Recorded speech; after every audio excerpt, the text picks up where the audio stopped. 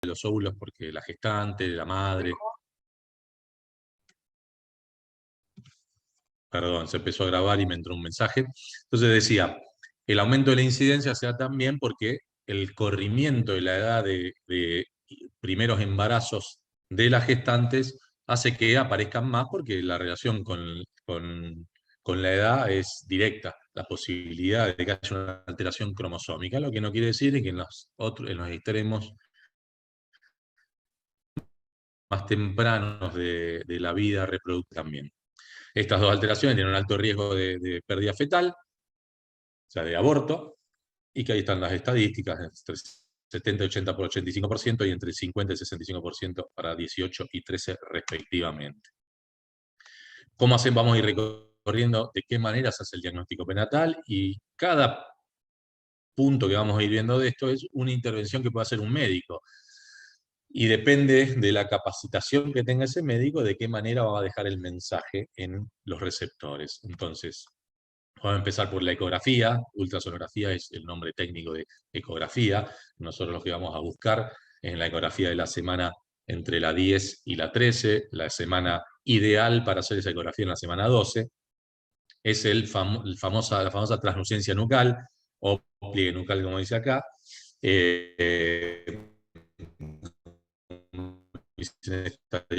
Positiva en esa semana, ver los dos huesos nasales en la imagen ecográfica o que se vean más pequeños o que directamente no se vean, evaluar el flujo, cómo circula la sangre en el ductus. El ductus es la proyección del corazón en el futuro, es lo que se está formando del corazón hasta ese momento, y cómo circula también en esta regurgitación tricúspide, quiere decir que la sangre de ir en el sentido que tiene que ir, va en sentido contrario también. Que son todos estos signos, de si están bien, de que el feto se está desarrollando correctamente, y si tiene alguna alteración nos están alertando de que tenemos que tomar alguna conducta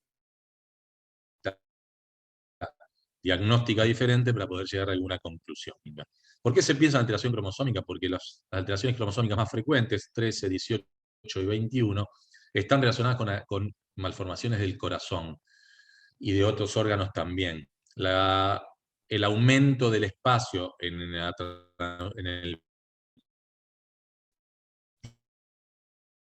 pliegue y el primer órgano de circulación, porque eso no está marcando una alteración de circulación, es el corazón. Como el corazón está relacionado con las alteraciones cromosómicas, se piensa en alteraciones cromosómicas. Y como las alteraciones cromosómicas son el error más frecuente durante el embarazo, en la gestación, por eso tenemos que descartarlo lo más rápido posible. Puntualmente, ahora voy a dar algunas características de la trisomía 18, algunas características de la trisomía 13 en la ecografía. Entonces, trisomía 18, alteraciones cardíacas a nivel del cráneo, sobre todo en los plexos coroideos que tienen una malformación que se llama cráneo en fresa. La micrognatia, que es el mentón más pequeño, no tiene buen desarrollo en el maxilar inferior, entonces hay lo que se ve en el perfil es que se desarrolla otros indicadores menos. Ahí puede ser que me haya ido, avísenme. Hola, ¿se escucha bien? Sí, por de a ratos, Ramiro. Puede ser a lo mejor que sea el buscador, el navegador, porque vos sabés que nos pasó otra vez con algo parecido. Es internet. Si usted me da un ratito, voy a tratar de darle otra señal de internet, si me dan un segundo, a ver si puedo cambiar. Voy a interrumpir, lo que pasa es que se va a interrumpir la conversación. Decime, Eugenia, si se escucha bien, si yo puedo seguir o se interrumpe mucho. Y más o menos, sí. Se Por ahí interrumpe como que se te Bajemos la pierde bastante. unos voz. segunditos. Bueno, voy a intentar cambiar de conexión. Voy a intentar de cambiar de conexión. Voy a salir y voy a volver a ingresar. Si me van a tener que me van a tener que volver a aceptar. No hay problema.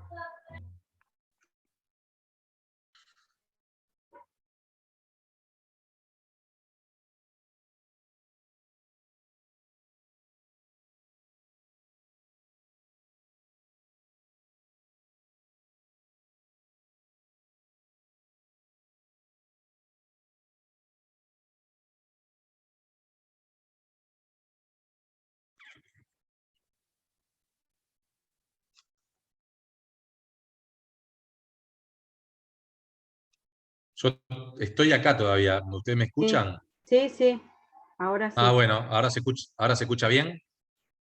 Sí, ahora Bueno, sí. ahí cambia.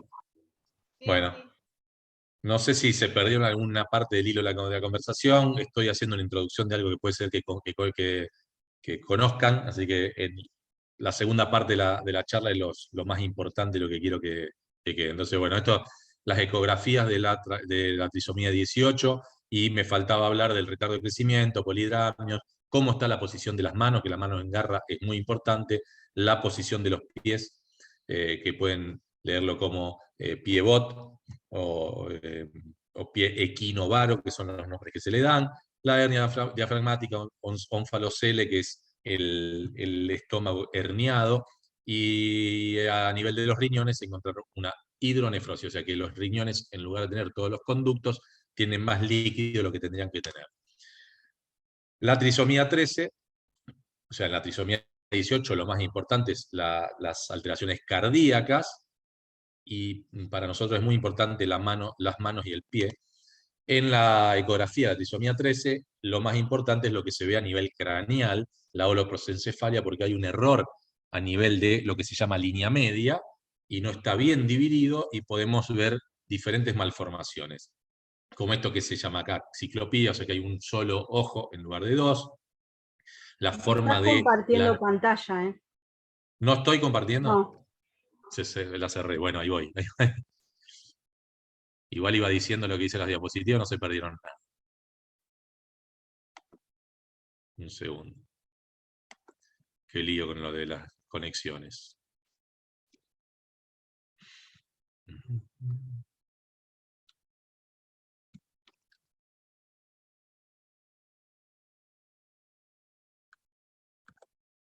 Entonces estaba acá, que es lo que iba diciendo y ustedes no veían, ¿no? Vuelvo atrás para que se vea y quede grabado. Trisomía 18 y trisomía 3. Y después, por supuesto, además de las alteraciones craneales y faciales, la cardíaca, que es la que decía yo, que está relacionada con la translucencia nucal. Más todas las otras malformaciones que no me voy a detener.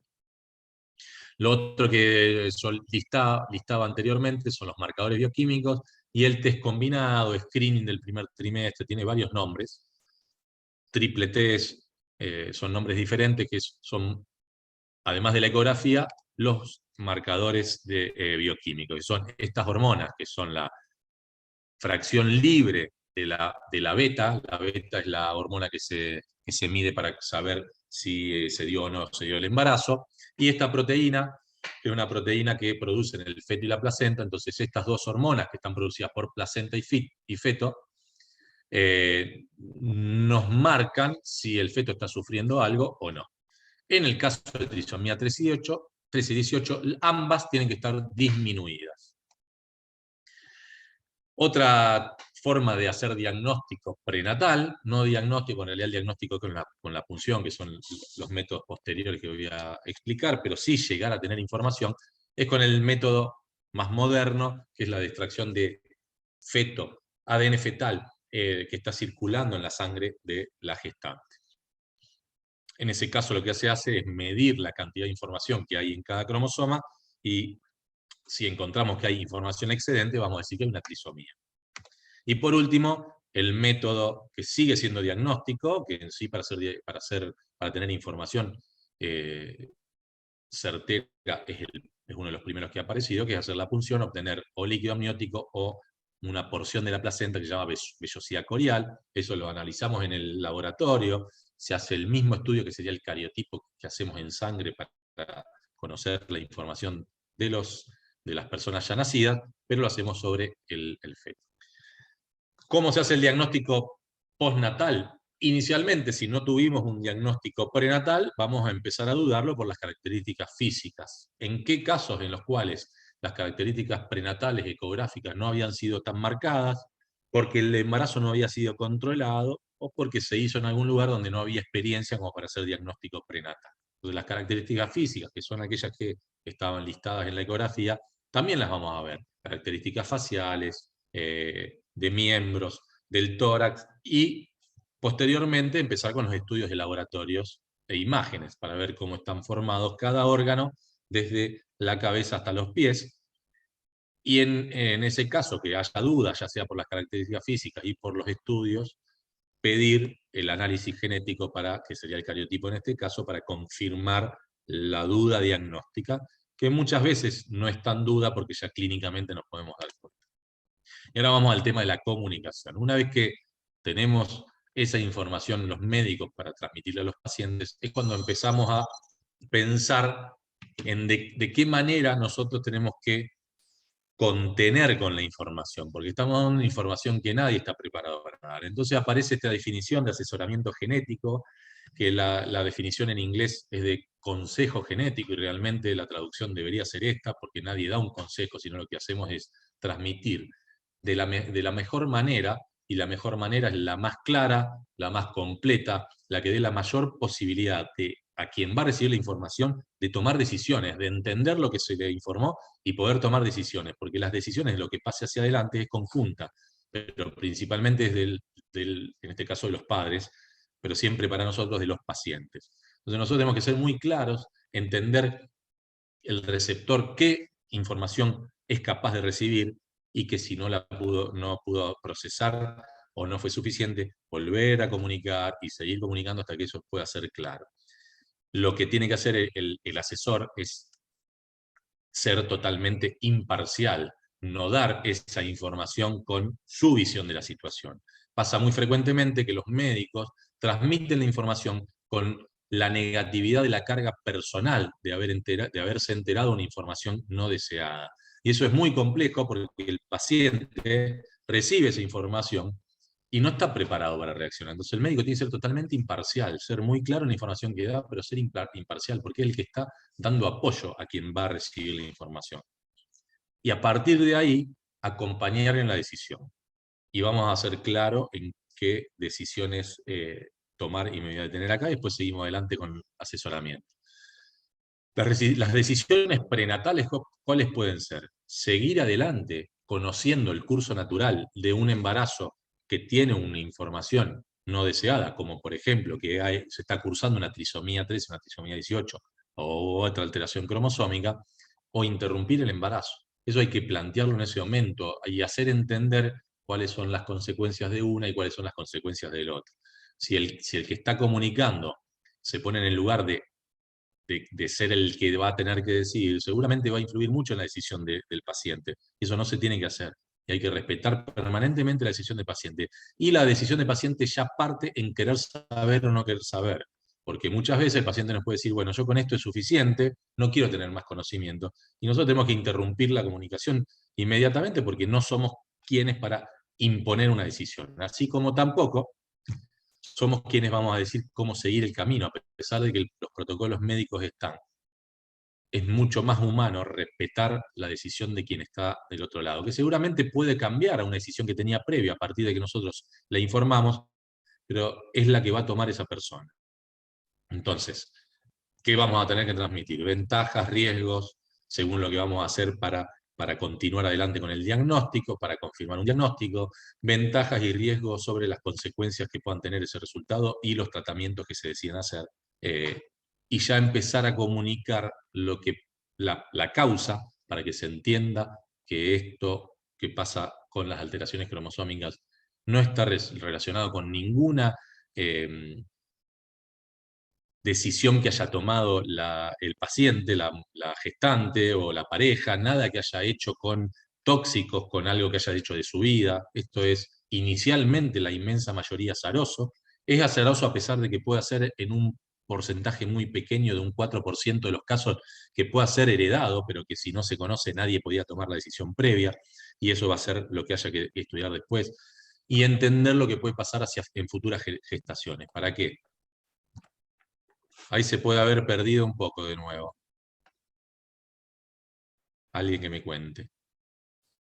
No, va bien, va bien. No, dale nomás. Bueno. No, porque me sale cartelito de inestable y yo por ahí es cuando se corta. Bueno, entonces, ese es el recorrido de la comunicación y lo que tenemos que hacer, y después harán las preguntas que tengan que hacer más técnicas. Entonces, ¿qué pasa cuando hay un diagnóstico confirmado de una alteración cromosómica?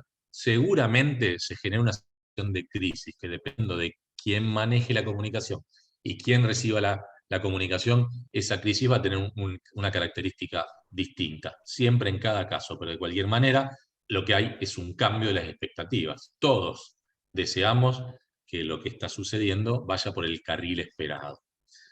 Y empiezan a aparecer las dudas sobre el pronóstico. Entonces, ¿qué tenemos que hacer? Quienes estamos comunicando, estar con toda la información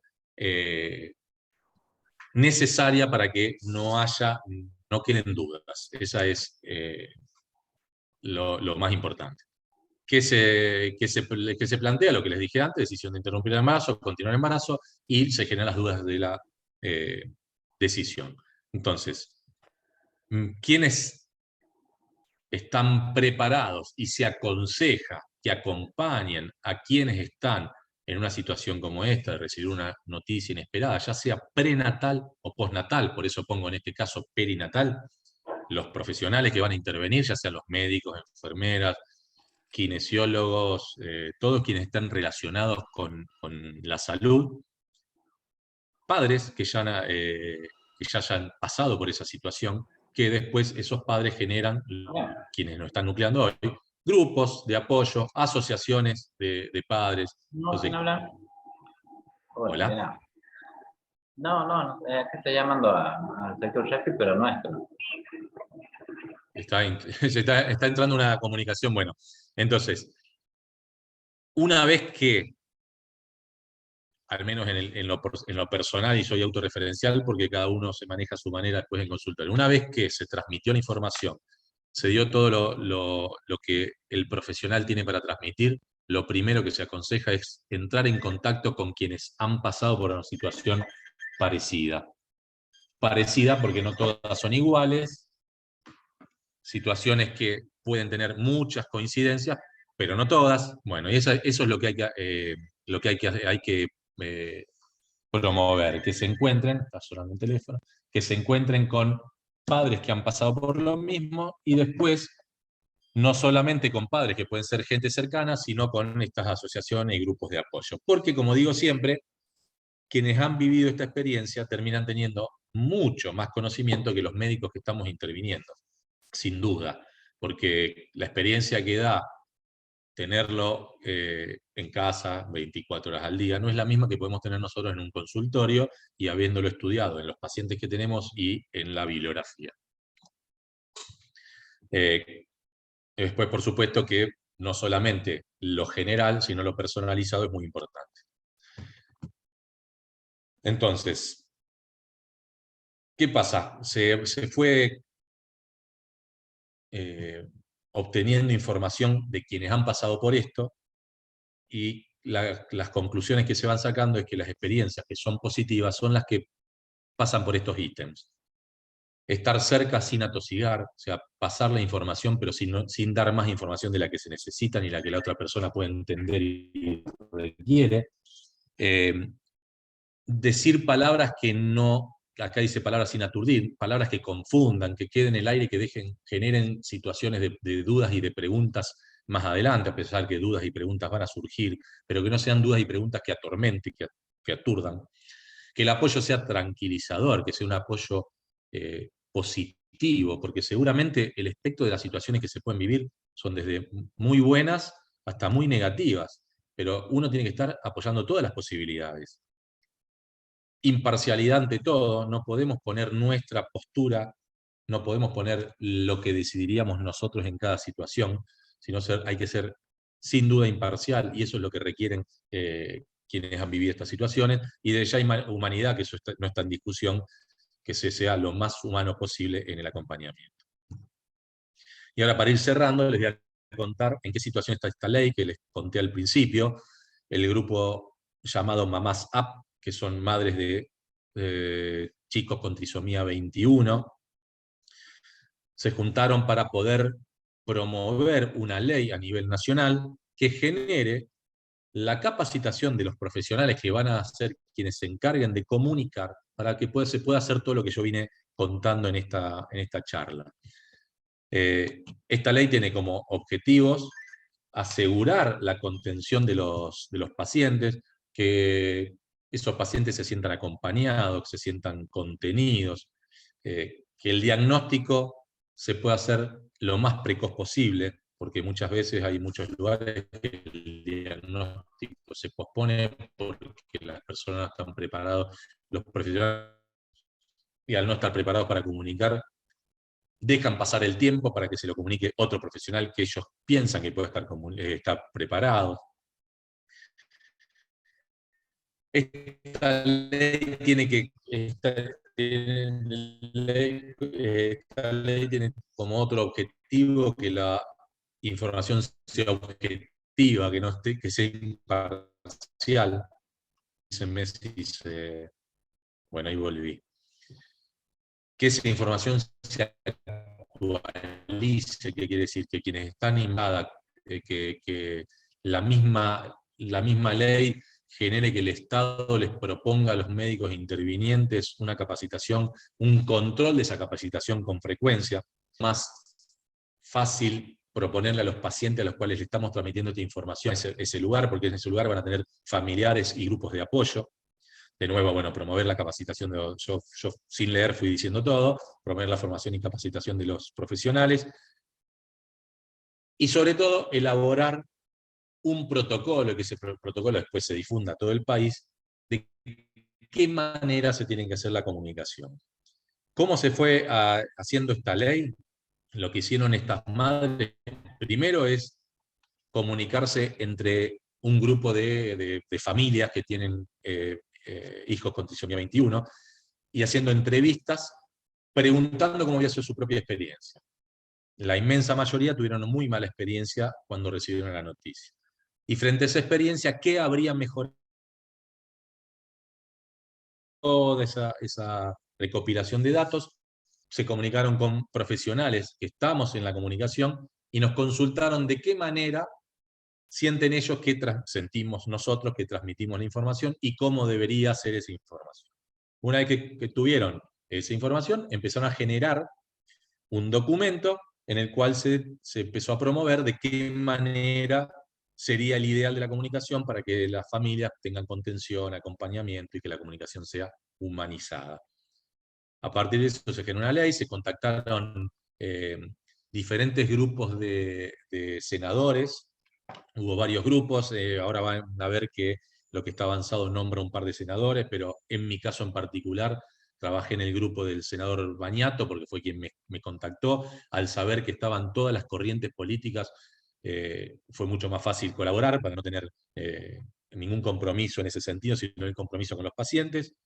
Y esta ley en este momento, presentado por los senadores Mario Fiat y Julio Cobos, tiene sanción. O sea que miento, no tiene media sanción. Se está esperando la media sanción. Se está esperando la media sanción con mucha buena perspectiva, porque están todos los grupos de diferentes corrientes políticas tratado la ley antes de... Por lo cual esta ley está bastante avanzada y creemos que va a salir. Una ley nacional, no es una ley de la provincia, nacional. Bienvenida a la ley, y todo, dejo lugar a las preguntas. Gracias de nuevo por la invitación. Y espero que sea claro, y si no, lo vamos viendo en las preguntas.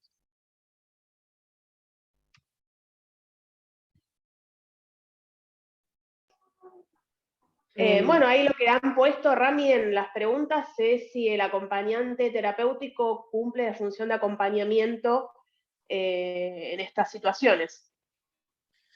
Bueno, la verdad es que hoy en día, actualmente, lo que hay es lo que cada individuo pudo capacitarse y tiene voluntad de hacer. O sea, cada uno de los médicos que participamos, de qué manera pensamos y vemos la situación y nos disponemos a hacerlo. Y eso es muy personal. Entonces, acompañantes terapéuticos, desde ya, que si un individuo se propone hacer como carrera profesional ser acompañante terapéutico, la sensibilidad y la humanidad está descartada. Pero puede ser que no esté capacitado. Entonces, sería ideal que se capaciten, pero si lo traen como algo propio, mucho mejor y mucho más fácil el camino. Deberían ser uno de los participantes de los que acompañen este proceso, sin duda. Acá hay algo de Jujuy, 2 psicólogas, un espacio donde se brinda, me parece perfecto. Todo lo que esté hecho previo a lo que se pueda generar con una ley, bienvenido, va a ser todo mucho más fácil y seguramente los pacientes en el Hospital Materno Infantil de Jujuy se sienten contenidos, porque si hay gente capacitada, como en este caso de la rama de la psicología, no tengo dudas de que se sienten muy contenidos. Yo hablo en ambientes donde yo estoy y algunos médicos, no por criticarlo ni dar nombres, sé que genera una comunicación no muy buena. Y creo que hay que trabajar en la capacitación de los médicos. Sigo leyendo. No sé a qué le llamás trisomía 18 completa. Hay una sola D, no leo el nombre. Dani. Completa sería la libre, que en el 95% de los casos, 96% de los casos de 13, 18 y 21 es libre. La libre es azar. El óvulo o el espermatozoide que participaron de esa fecundación tenían un cromosoma de más, porque pasa en la naturaleza que cuando se dividen nuestras células hay un error en muchos de nuestros gametos, que sean óvulos y espermatozoides. Digo muchos porque es muy frecuente, lo que no quiere decir todos, ni para asustarse, pero en la mayoría de los casos es azaroso. La posibilidad de que se repita está un poco elevada como la que tiene el riesgo el resto de la población o ustedes como pareja de haberla tenido antes. Entonces, lo que uno aconseja es, si quieren hacer un cariotipo de la pareja, que no está indicado por protocolo médico, pero sé que humanamente muchas veces es necesario para la pareja. Bueno, nos estudiamos nosotros y sabemos que no hay riesgo elevado de transmitirlo porque no hay riesgo de herencia. Por supuesto que falta una etapa que es qué tienen esos gametos como información. Para pensar que los gametos tienen muchos más errores que la inmensa mayoría de la población, la verdad que es muy raro, pero tendría que repetirse, y eso no pasa. Y poder pensar en hacer un tratamiento de fertilidad con estudio de los embriones directamente por un solo antecedente es bastante apresurado. Lo que no quiere decir es que ustedes lo puedan decidir, porque es una de las salidas.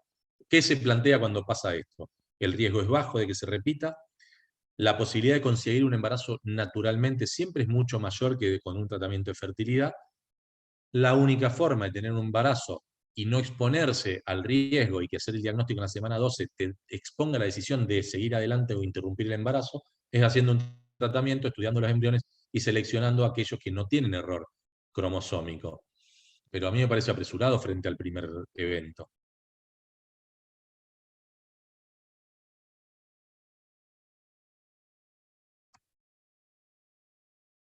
No sé si quieren abrir los micrófonos o sigan haciendo las preguntas por el chat, no hay ningún problema.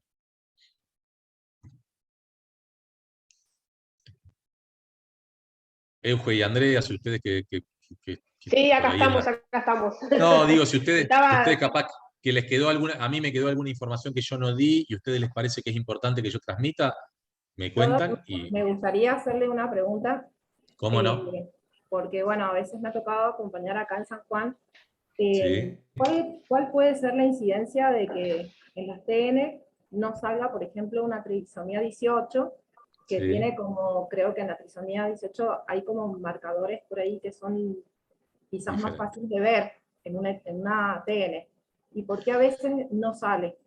¿Cuáles pueden ser las causas de que no se puede llegar a detectar?